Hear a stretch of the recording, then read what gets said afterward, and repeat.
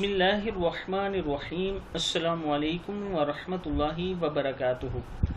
Daily Mohammad channel की तरफ से आज मैं अपने दोस्तों को रसूलुल्लाह सल्लल्लाहु अलैहि वआलिहि वसल्लम का एक बहुत ही प्यारा फरमान बताऊंगा। उससे पहले मैं अपने तमाम दोस्तों से गुजारिश करूंगा कि अगर आपने अभी तक मेरे चैनल को सब्सक्राइब नहीं किया तो ज़रूर कर लें। तो शुरू करते हैं। बिस्मिल्लाहिर्रहमानिर्रहीम।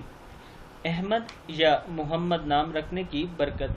फरमान मुस्तफ़ा सल्लल्लाहु अलैहि वआलिहि वसल्लम है, रोज़ क़यामत दो शख्स अल्लाह रब्बुल इज़्ज़त के हुजूर खड़े किए जाएंगे। हुक्म होगा इन्हें जन्नत में ले जाओ। अर्ज़ करेंगे, इलाही हम किस अमल पर जन्नत के काबिल हुए? हमने तो कोई काम जन्नत का ना किया।